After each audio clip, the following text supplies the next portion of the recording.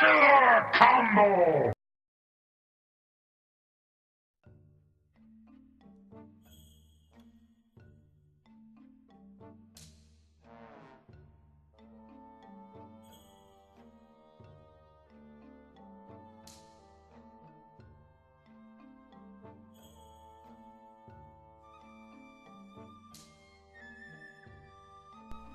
Next Generation magazine was one of my favorite magazines up until the end of its last life cycle. I came in contact with this magazine around 95.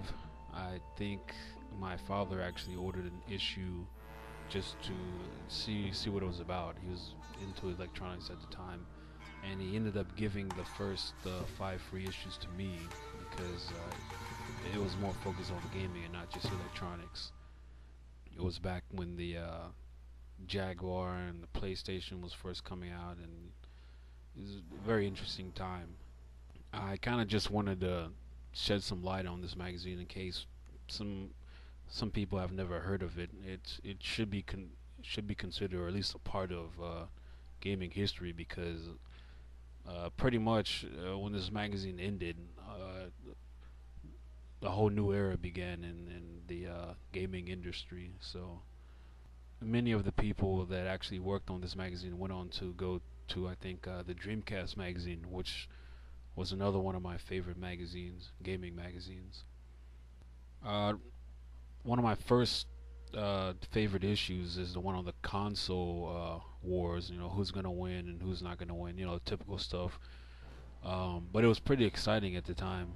And as you can see, you know, they have Project Dolphin in there, and you know the initial concepts of what it was going to look like. At the initial concepts of what the Xbox was going to look like, and future forecasts for the new systems, and forecasts for the already soon to be dead systems, but we're still kind of producing games up into its late life cycle. And also had the PC in there as well. It's kind of showing you, you know, by spec guide to what each system was capable of, and basically their rating on, I guess, as far as how much longevity the system has. I really enjoyed the reviews by Next Generation magazine.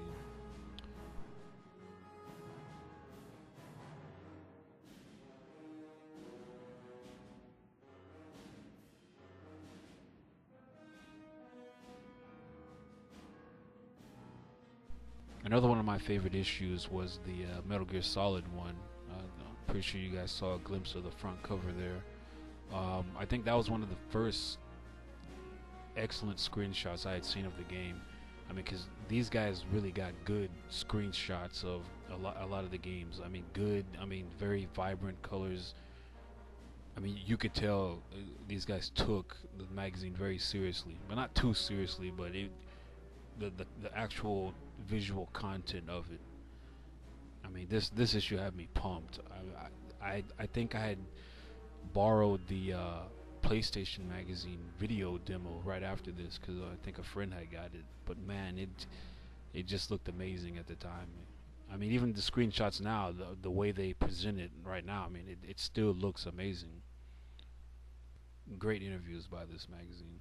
I think a lot of those screenshots were taken actually from the video demo disc that PlayStation magazine sent out.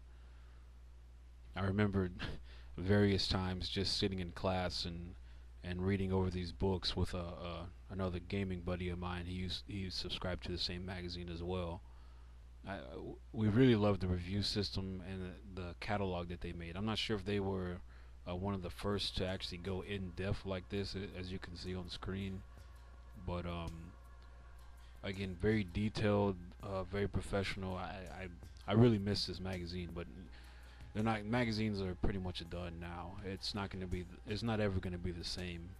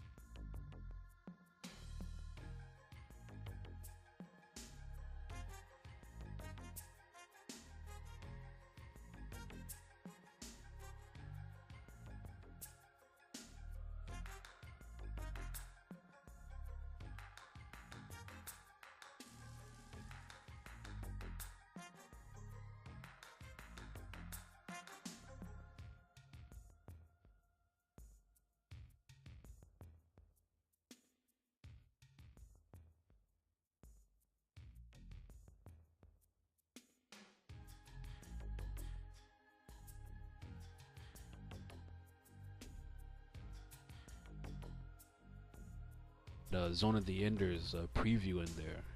Man, when I saw that, and I'm a huge sci-fi guy, and I saw that, I mean, the graphics at the time, I had never seen a game like that. I mean, I didn't really know what to expect. I mean, I listened, I mean, I read the reviews in there, the preview in there, but I mean, it wasn't until I actually got my hands on the game, and it was a very, very unique game. Of course, the second incarnation of the game was just the Hideo Kojima directed it, so I mean, it just surpassed the first game. But that was the first time I ever saw anything about Zone of the Enders, was in this magazine.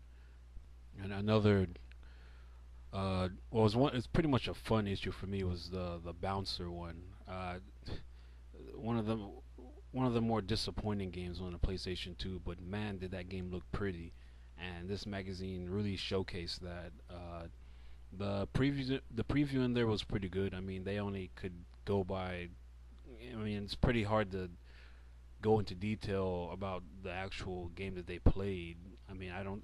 At the time, not many magazines were really giving enough details about it. But the screenshots I remember distinctively in the magazine were just. I mean, I was excited. I was daydreaming about this game. But unfortunately, I mean, Double Dragon on the NES had more depth to it than this game, but it was still very pretty. I mean, at that time, that just looked amazing. I mean, I'd never seen anything like that. I mean, really detailed preview, excellent screenshots. You know, picture of several characters. A little nod there to Double Dragon, the top right corner of the story. Which that intro of the Double Dragon story had probably more depth than that entire game.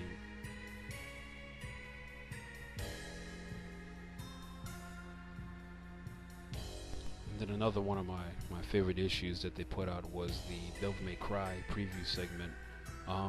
Actually, in the issue before this, they actually had artwork screenshots of what the game was going to look like, and then when I finally actually saw the pictures in this magazine, I mean, I was completely amazed. I had never seen a game like this, period. I mean, it was cool, it was stylized. I mean, I think X-Play later on that month did a video segment on it. When I finally saw the game in action, I mean, I was blown away. But it was this magazine that first gave me the first glimpse into the game. And I mean, I was just excited about this game as Metal Gear Solid. But I mean, that's probably one of the more fun things about back then, as far as reading magazines, was that was like your first, for a lot of gamers, that was like their first time really getting to know details about a video game. So I mean, it's nothing like that now with the internet, but just a few memories I thought I'd share as a tribute to Next Generation magazine.